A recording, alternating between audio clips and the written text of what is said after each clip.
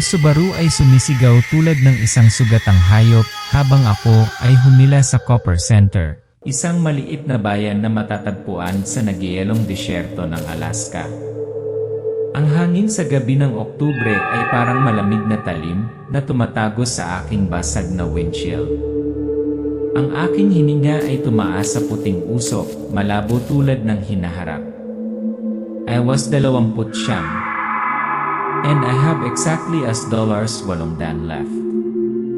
All I have left after 2 years of foolishly throwing life at money-eating machines of Reno.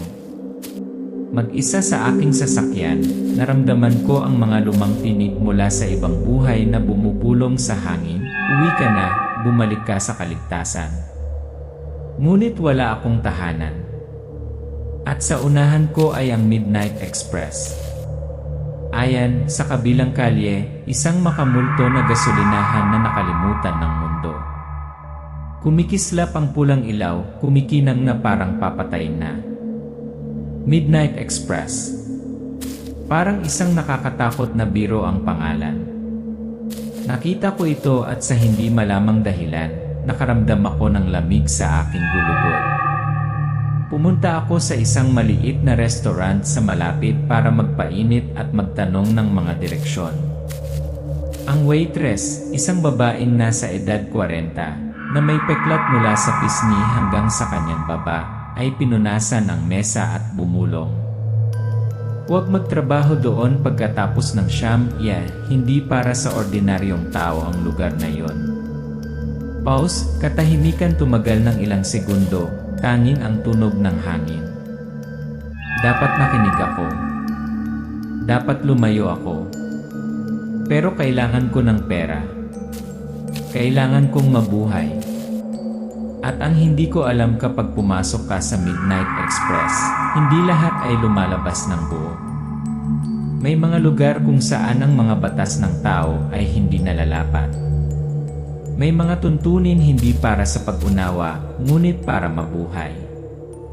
At nang gabing iyon, sa malamig na gasolinahan sa dulo ng mundo, nagsimula ako ng trabaho kung saan bawat oras, isang pagsubok ng kaligtasan laban sa kadiliman. Midnight Express, Diary of a Survivor. Umalis ako sa Fairbanks bandang tanghali, ngunit nang makarating ako sa Copper Center, matagal nang nawala ang araw. Ang Alaska sa Oktubre ay hindi para sa mga mahina ang loob. I was 29. Homeless. Familyless. At sa glove compartment ng aking beat-up na Subaru ay isang gusot na sobre na naglalaman ng aking huling $800, ang mga natira sa 2 taong pagsusugal sa Reno. Tumakas ako. Hindi mula sa sinuman ngunit mula sa aking sarili. Ang Richardson Road ay mahaba, walang laman at lubos na tahimik. Walang kaluluwa sa paningin, hindi isang kotse sa kabilang direksyon. Dito, ang paghihiwalay ay hindi lamang isang konsepto, ito ay isang bagay na nararamdaman mo sa ilalim ng iyong balat, sa iyong mga buto. May mga pagkakataon na naisip ko na wala akong lakad. Walang walang signal ng cellphone. Mga lumang papel lang na mapa at ang hangin na dumadaloy sa aking tenga. Kung mamatay ako dito malamang sa susunod na tagsibol bago nila mahanap ang katawan ko. Pagkatapos ay nakita ko ito. Copper Center. Isang bayan na napakaliit na madadaanan mo ito at hindi mo ito mapapansin. Ngunit mayroong mga ilaw. Isang bayan na nababalutan ng nyebe, mga dilaw na ilaw na kumukutitap mula sa ilang mga bintana, mga kalawang na palatandaang lumalangit-ngit sa hangin. Ang lahat ay tila natigil sa nakaraan. Mga bahay na gawa sa kahoy, mga bubong ng lata, mga frame ng nagyelo na bintana.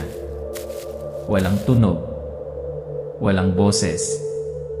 Lahat ay tila naghahabol ng hininga, naghihintay ng isang bagay o kung sino man.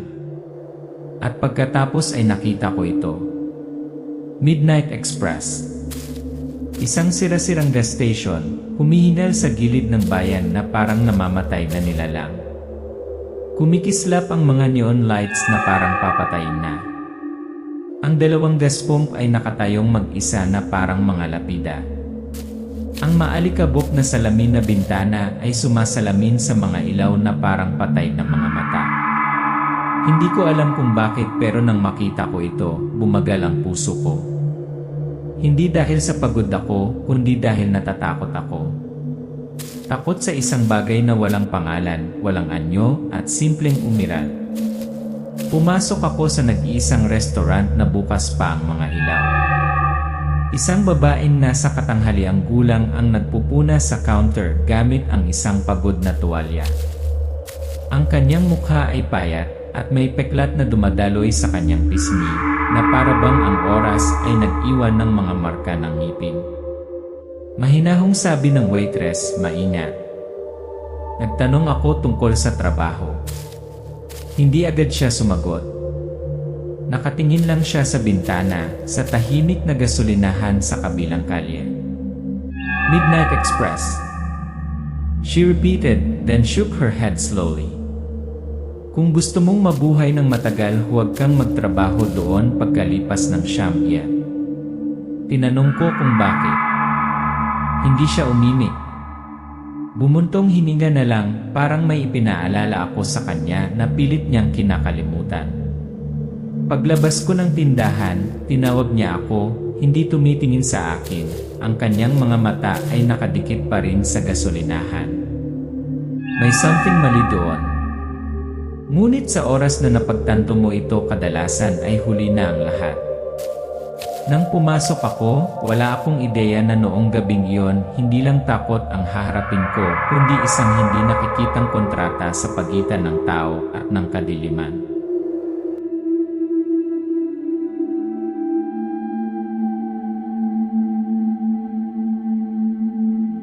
Pumunta ako sa gasolinahan sa eksaktong -9 ng gabi. Madilim ang kalangitan. Pinaliwanagan ng mga headlight ang nagbabalat na mga dingding ng Midnight Express na nagpapakita ng mga paltos na parang nasunog na balat, mga layer ng kulay abo-puting pintura na parabang ang lugar ay minsang nasunog at nagmamadaling muling pininturahan, may itinatago. May naghihintay na isang lalaki. Matangkad at payat, nasa edad 60 na may mukha na parang inukit mula sa malamig na bato, malamig at matigas. Carl, ang manager. Hindi ngumiti. Hindi nagtanong. Nakatingin lang sa akin na parabang tumitimbang siya ng kalakal o isang sakripisyo. Ang mga mata ni Carl, mapurol, malamig, ngunit matalas na parang scalpel. Simple lang, sabi niya. Magbomba ng gas. Magbenta ng gamit. Panatilihing malinis ang lugar. At sundin ang mga patakaran. Bumunot si Carl ng isang lumang brown envelope mula sa drawer niya sa desk. Bilangin ang bawat bill, $0 $20 bill, ilagay ang mga ito sa mesa bilang isang ritual. Narito ang iyong unang linggong advance. Kakailanganin mong bumili ng ilang bagay. Kinuha ko ito. $200, ang pinakamaraming pera na nahawakan ko sa loob ng ilang buwan. Pero malamig. Parang hinugot lang ito mula sa nagyelong sementeryo. Itinuro sa akin ni Carl ang paligid ng istasyon. Maliit at malabo ang silid ng pahinahan. Ang makina ng kape ay luma at may petsa, parang noong 6 na pulse pa. Ang circuit breaker ay sumisigaw sa tuwing ito ay nakabukas. Ngunit ang nagpanginig sa akin ay ang leather-bound ledger na nakaupo sa tabi mismo ng cash register. Ang itim na takip ay basag, sa loob ay may nakasulat na sulat kamay, lahat ng uri ng tinta, sulat kamay, kahit ilang pahina ay napunit. Logbook, maikling sabi ni Carl. Isulat ang lahat. Ngunit huwag nang babalik ng masyadong malayo. Kumuha si Carl ng nakatiklop na papel mula sa desk drawer, rules, nakabold na malalaking titik, ang hangganan ay pula na parang pinatuyong dugo. Panuntunan ng survival at Midnight Express. Huwag tumingin sa mga bata sa mata kung naroroon sila. Talagang huwag sagutin ang telepono sa pagitan ng 2 oras 16 na minuto, 2 oras 34 minuto yan. Kung huminto ang kotse at walang lumabas, agad na i-lock ang mga pinto, patayin ang mga ilaw, at maghintay ng 1-0 minuto. Huwag buksan ang pinto sa likod pagkatapos ng hating gabi, kahit na makarinig ka ng katok. Lahat ng iba pa malalaman mo ito. O hindi. Tumingin ako sa kanya, magtatanong sana. Bakit? Pero napalunok ako sa mga mata ni Carl.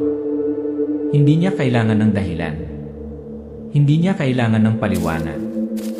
Dito, ang ibig sabihin ng mga patakaran ay buhay.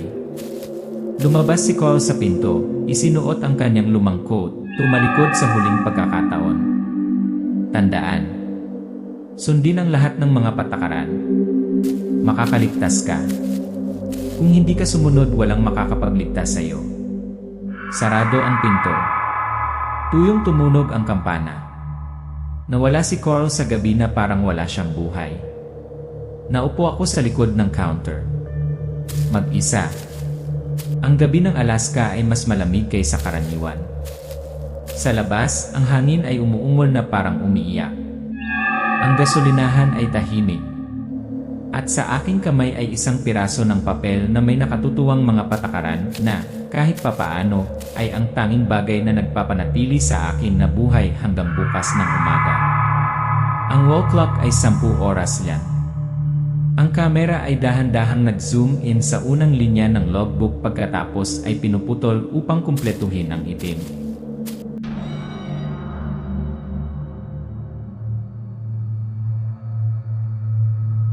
Ang orasan ay pumitik, ang hangin ay sumipol sa mga siwang ng pinto, ang lumang tsiminya ay gumawa ng tilangit-ngit-langit-ngit. Tunog. Nagsimula ang unang gabi tulad ng bawat gabi sa aking buhay, maliban dito, ang oras ay tila tumigil. Tumatakbo pa rin ang orasan sa opisina. Ngunit sa tuwing titingnan ko ito, gumagalaw lang ito ng ilang segundo pagkatapos ay huminto pagkatapos ay gumalaw muli. Ang mga segundo ay parang death throes. 9 oras 15 minuto, umupo ako sa likod ng counter, hawak ang isang malamig na tasa ng kape. Nakadikit ang mga mata ko sa itim na salamin sa harapan ko. Walang sasakyan. Walang tunog. Sa labas, hangin lang ang hangin, isang malamig na hangin na tumatago sa balat ko, na para bang nilalagyan ng daan-daang kuko ang katawan ng sasakyan habang nakaparada. Isang mahinang isiding na tunog ang nanggaling sa wine chime na nakasabit malapit sa pinto, kahit nakasara pa ang pinto. Nagsimulang magbago ng direksyon ng hangin sa loob ng istasyon. 11 oras 11 minuto US, unanimous call. Ang telepono ay tumunog sa eksaktong 11 oras 11 minuto. Isang mahaba, matalim, tili na tila pumunit sa katahimikang namayani. Naalala ko ang sinabi ni Carl, huwag sagutin ang telepono sa itinakdang oras. Ngunit, 11 oras 11 minuto ay wala sa listahan. At iyan ay likas na katangian ng tao, ang kuryosidad ay laging nananalo. Kinuha ko ang telepono. Walang boses. Walang static. Isang mahinang bulong lang napakalambot parang hangin na dumaraan sa isang siwang sa pinto. Jason. Jason. Iyan ang pangalan ko. Ngunit hindi ko pa ito ipinakilala sa sinuman sa bayang ito. Napabuntong hininga ako. Umiikot ang isip ko. At pagkatapos namatay ang boses ko. Isang mapagpasyang sipag-click. Ibitin. Talagang katahimikan. 11 oras 44 minuto US, Yana Driveless Sierra.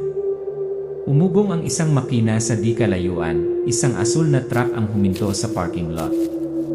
Huminto ito, umaandar pa rin ang makina, ngunit ayaw bumukas ng mga pinto. Walang lumabas. Ang mga headlight ay nakatutok diretsyo sa harap ng istasyon. Hindi ko makita ang driver. Wala akong makitang tao sa kabin. Naroon lamang ang tuloy-tuloy na ugong ng makina, parang tibok ng puso ng ilang higanteng hayop. Naaalala ko ang mga salita ni Carl, kung walang laman ang kotse, I lock ang mga pinto. Huwag lumabas. Huwag lumapit. Nilock ko ang pinto.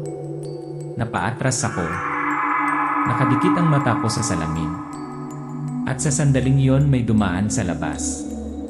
Kasing bilis ng kidlat. Walang hugis. Walang mukha.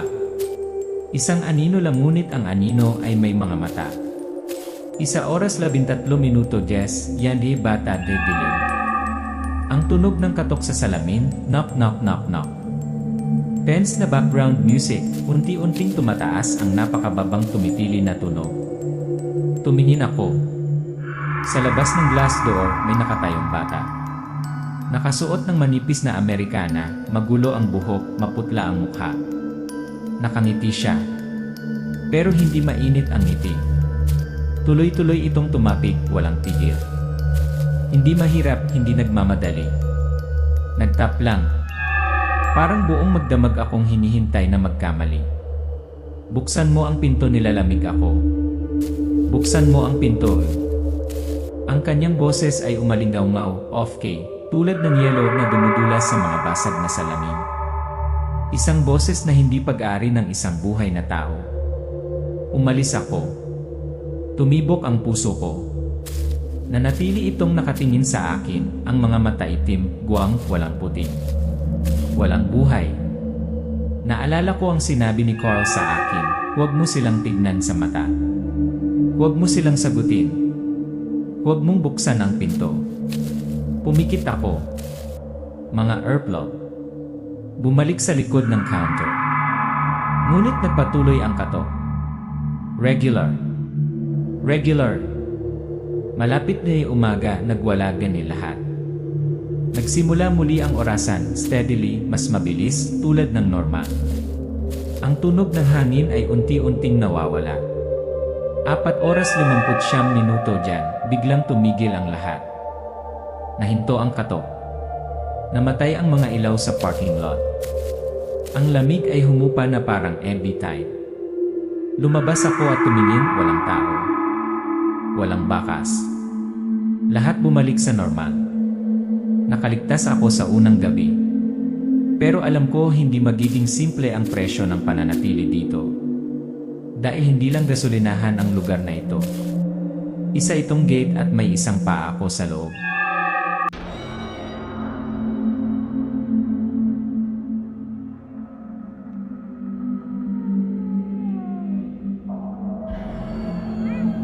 Ang tunog ng pagpihit ng papel, ang tunog ng sipol ng hangin sa labas ng salamin na bintana, na may halong tunog ng lapis na nagkakamot sa papel.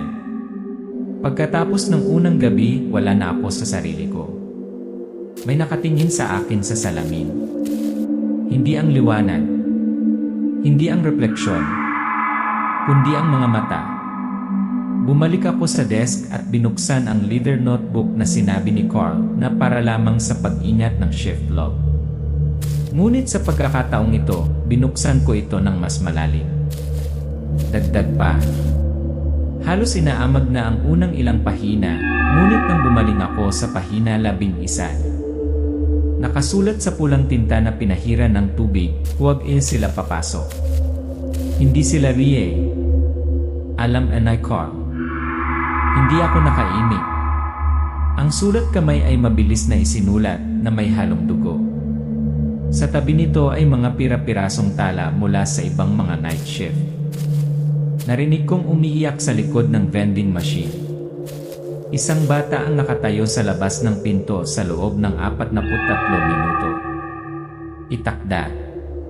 Nagkulong si Carl sa cold storage noong 3:12 minuto ang ayaw niyang malaman ko. Lahat ng mga eskriba gumamit ng iba't ibang panulat. Iba't ibang sulat kamay. Ngunit mayroon silang isang bagay na pareho, wala sa kanila ang nagtala ng higit sa 4 na gabi. Wala sa kanila ang nagpakita ng mga palatandaan ng pag-alis. Ang kanilang mga pangalan ay wala na sa talaan ng bayan. Hindi matawala ng daylight, yan ni dilim. Ang mahinang huni ng mga ibon sa umaga, mga yabag sa malambot na niebe, ang mahinang tunog ng wind chimes sa cave. Kinabukasan, nagpa siya akong pumunta sa bayan. Kailangan ko ng mga sagot. Ngunit sa tuwing binabanggit ko ang Midnight Express, nagbabago ang kapaligiran, parang may sinabi akong bawal. Nakagat ng labi ang may-ari ng grocery store at tumalikod. Natahimik ang waitress sa cafe, inilagay ang bill at nawala. Walang gustong banggitin ang gas station na yon. Walang i. Biglang humila ng upuan malapit sa table ko ang isang matandang nakayuko at nakasuot ng lobo na sombrero. Wala siyang sinabi, maglagay lang ng lumang litratong kulay sepia. Larawan mula 1973. Ang lumang istasyon ng Midnight Express ay natatakpan ng niebe. Sa harap ay isang grupo ng mga tao, 7 empleyado, nakangiti, nakatayo sa isang hilera. Isa sa kanila ay si Carl, halos 50 taong mas bata. Iyon ang huling beses na nagpakita sila, mahinang sabi ng matanda. Si Carl lang ang bumalik. At hindi niya sinabi kung bakit. Tinignan ko ang mga larawan at naramdaman ko ang lamig na dumaloy sa aking gulugod. Nakangiti ang bawat mukha. Ngunit ang kanilang mga mata walang buhay. Para bang alam na nila kung ano ang mangyayari. Dark contract, hindi ordinaryong si Carl. Balik sa istasyon, sa lumang storage room. Ang pangunahing karakter ay nagbukas ng isang lihim na drawer sa likod ng coffee machine. Sa loob ay isang lumang Biblia, sulat kamay na mga liham, at isang maliit, nasunog na piraso ng papel. Ang huling liham ay mula kay Emily Lai, isang empleyado na nawala noong 1973. Sa liham, isinulat niya, may ginawa si Carl. Isang deal. Para mabuhay. Ngunit walang libre. Bumabalik sila tuwing matutuyo ang dugo. Ibinalik ko ang tingin kay Carl na nagtitimpla ng kape sa lobby. Hindi nanginginig ang mga kamay niya, hindi kumikislap ang mga mata. Para bang na-relive niya ang sandaling ito 1,000 beses. Hindi ko alam kung ilang gabi na lang ang natitira bago ako magbayad ng halaga para sa kaligtasan ni Carl.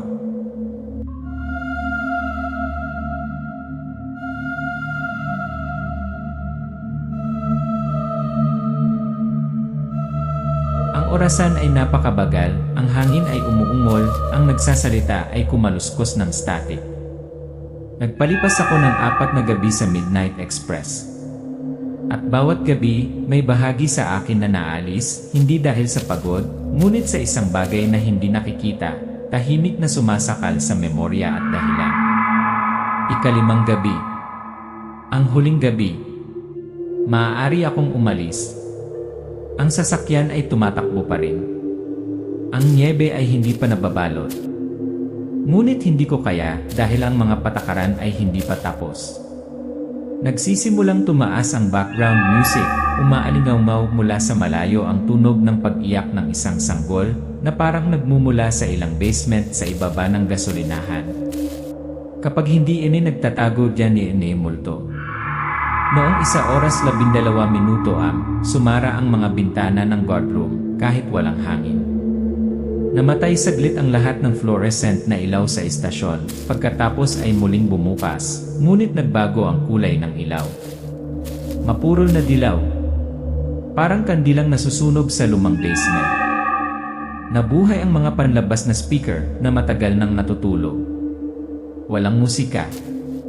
Walang salita. Lamang ng mahinang tawa. Mga bata. Napakalapit. Sa likod ko. Inilabas ko ang susi ng opisina ko at nagmamadaling lumabas sa hallway, hinal na hinal. At pagkatapos bumukas ang pinto. Iyan bisita walang anino. Ang wind chimes ay marahang umindayog, ang boses ay malalim ngunit kakaiba. Pumasok ang lalaki. Nakasuot siya ng mahabang itim na coat. Ang kanyang mukha ay payat, ngunit ang kanyang ngiti ay pamilyar. Walang nakakatakot sa kanya kung hindi dahil sa... Hindi ko makita ang kanyang refleksyon sa matambok na salamin sa ibabaw ng counter. Tinanong ko, ano ang kailangan mo? Sumagot siya, walang kailangan. Naparito lang ako para ipaalala sa iyo, ang huling tuntunin ay hindi nakasulat. Engine room kung saan magsisimula lahat. Tumakbo ako pababa sa engine room, sa lugar na ipinagbawal sa akin ni Carl na puntahan. Nandoon ang main outlet, sa likod mismo ng kalawang na bakal. I pulled the switch. Once, twice, the lights flickered. There was a screeching sound like metal scraping on the wall. At pagkatapos, nakarinig ako ng mga yabag sa likod ko. Mabilis. Mapilit. Hindi makatao. Tagumpay ba ni realidad, yani katotohanan es likod ng salamin. Nagtago ako sa archive room, isang malamig na silid, makapal sa amoy ng lumang dugo. Sa loob ay isang salamin ang tanging buo na salamin sa istasyon. At nang tumingin ako, nakita ko ang sarili ko. Ngunit hindi ako ang gumagalaw. Ang sarili sa salamin ay tumitig sa akin, hindi gumagalaw. Hindi kumukura. Ngunit gumagalaw ang mga labi nito habang sinasabi. Kung nakikita mo ang iyong anino na lumilingon, tumakbo ka. Umalis ako. Ngunit sa salamin tumayo ito. Pagkatapos nagsimula itong tumawa. Dumugo ang mga mata nito.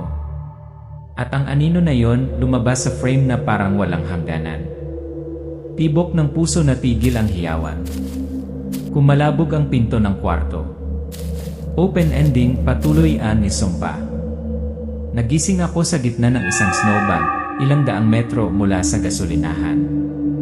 Hindi ko maalala kung paano ako nakalabas. Nandoon pa rin ang Subaru, mainit pa rin ang makina. At ang istasyon ng Midnight Express, nakasindi pa rin. Bawat fluorescent na ilaw ay kumukura parang naghihintay ng babalik. Wala na si Carl. Walang nakakaalala na nakatira si Carl dito.